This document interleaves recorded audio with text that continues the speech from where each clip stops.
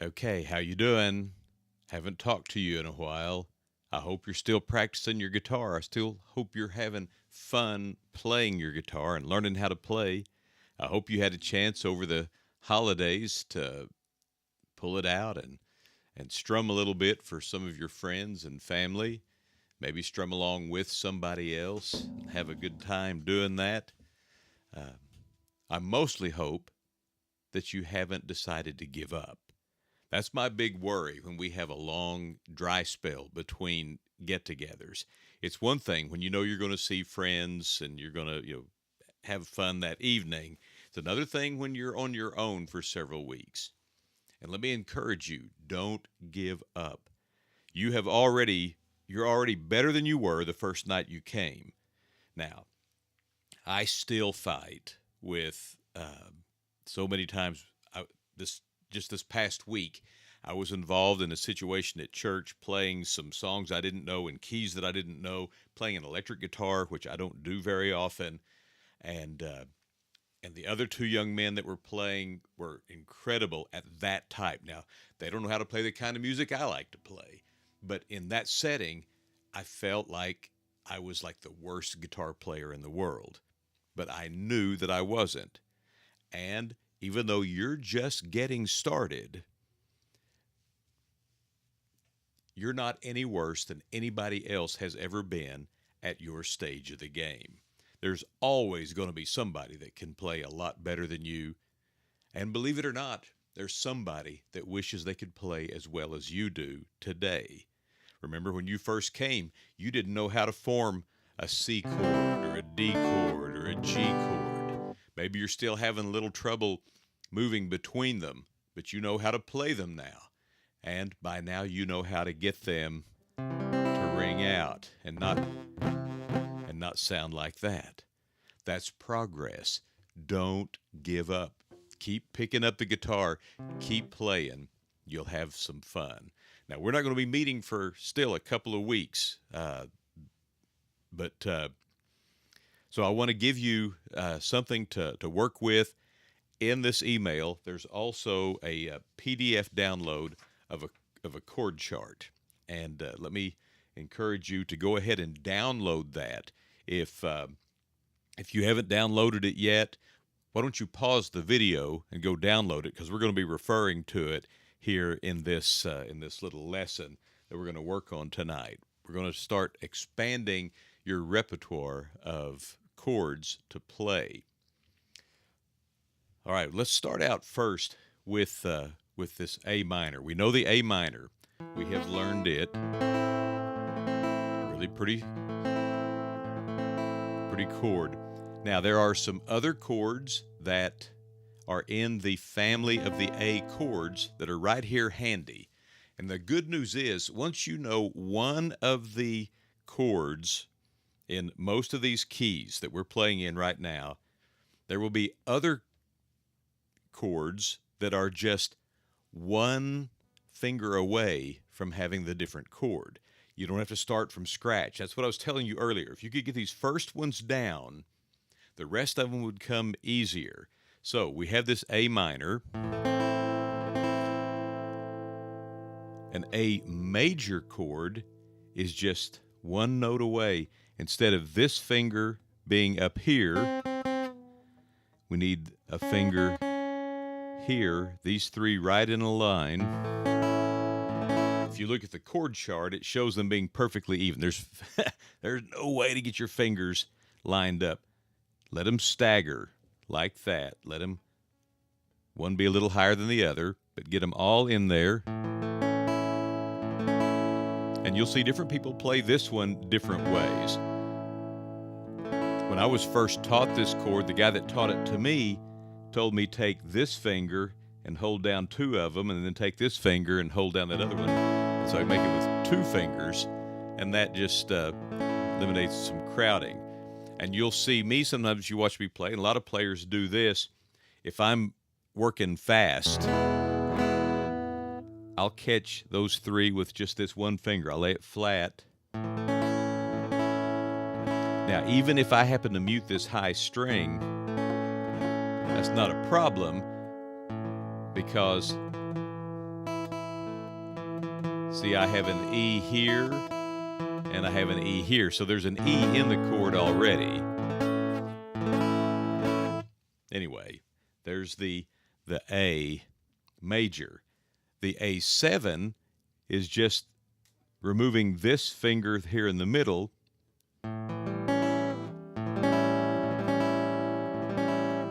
Or you can do it this way. You could do it this way if you wanted to. As long as those are held down, I want you to find ways to make it work. Don't get all, bound up, trying to do it the right way. The ideal is to make music. So if it's this way, if it's this way. So you have in the A, now you have A minor, A major, A7. Now this chord chart shows an A sus2 or A suspended 2. And all that is removing this finger where you're just holding these two down. Kind of pretty, isn't it? But see, you got to go somewhere with that, and then it resolves back to the major. That's pretty, isn't it? Okay, so there's 4 chords in A that are all real close together. You already know this one, so all you're doing is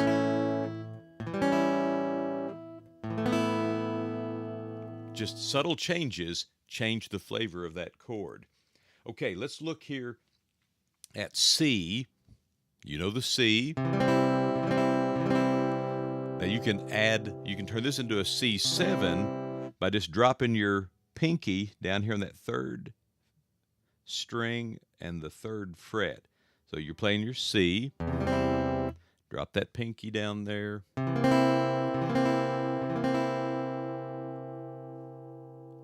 And then with the G, you've got your G.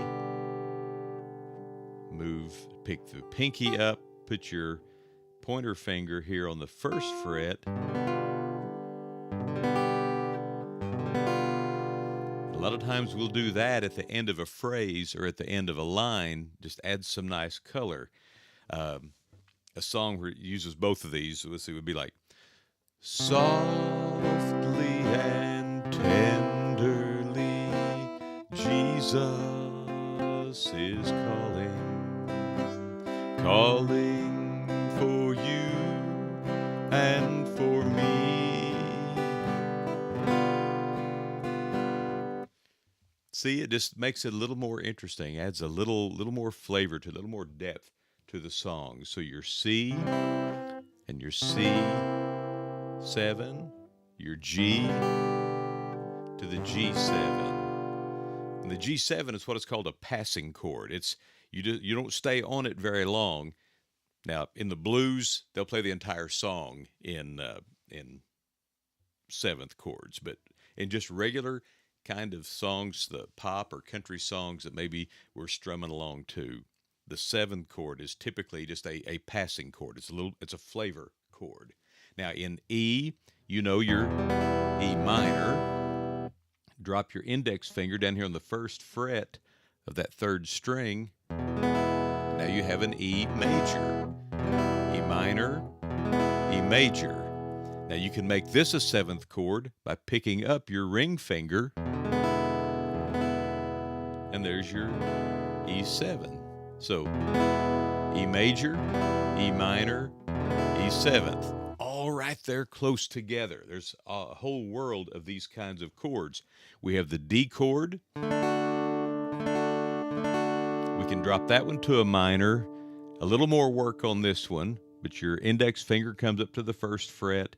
Your middle finger comes to the 2nd fret of that 3rd string.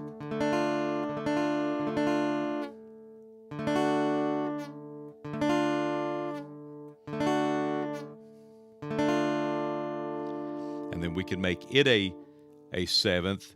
Like I said, it takes a little more finger movement, but all we're doing is, see, we have this D note here. We're going to switch that up. That middle note here in this is going to go up here to this C note. So there's D7, and there's D minor. And then there's one chord we're just going to talk about, two chords. We're going to talk about this all by themselves now. One of them is the B7 chord. And you'll want to look at your chart because it uses all of your fingers. And I'm going to tell you, this one took me a long time to get to where I could get to it quickly. It's because there's a lot of fingers involved here. But it's a great chord. It has you'll enjoy it once you know how to play it, and that is with your index finger going on the first fret of the fourth string, your middle finger going to the second fret of the fifth string, your ring finger going to the second fret of the third string, and your pinky going on the second fret of the first string. And so the second string is open, but it's not fretted, and we don't fret the sixth string. So we start here, and that's our B7. You'll see it pop up from time to time in different songs. And then the last one we're going to talk about is the F chord. Now, people get psyched out about the F chord, and I don't know why. It's more difficult because it involves holding two strings down at once. But beyond that, it's really not all that hard. If you'll work on it, you'll get it. You can start by you got them open. You hold two of these down with your first finger, and you take your middle finger and put it here on the second fret of the third string, and your ring finger on the third fret of the fourth string.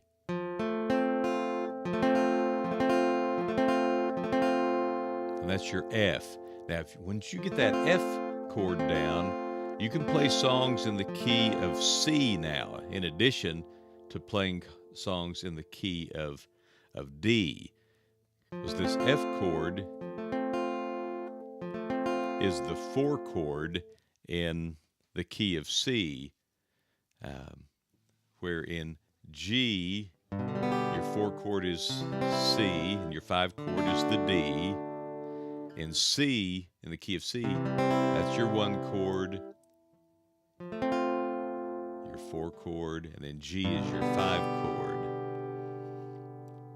So that F chord is one you really need to know, because once you can play in both C and D, you can capo up and down the neck and play in any key that you want to play in. Any key that somebody wants to sing in, you can play it by using the chords for either the G or the C and capoing up. So anyway, I know it's a lot to throw at you, but you got some time to work on it. And let me just encourage you, keep at it. You're doing fine, I promise. It's one thing you've learned is that playing the guitar is hard. We all want to buy a guitar and sit down and in just a few minutes start playing like a James Taylor. But it doesn't happen. Everybody struggles with what you're struggling with now. I promise you that there is nobody that you know that picked up a guitar and in a matter of just an hour or two was just doing crazy stuff, playing complete songs and stuff. There's a learning curve that everybody goes through, and nothing that you're experiencing is any different than anybody else is experiencing. So just let me encourage you, stay with it, and please come back when we come back for our next group. And come, be ready to play, be ready to have a good time playing the guitar. So God bless you, and we'll see you soon.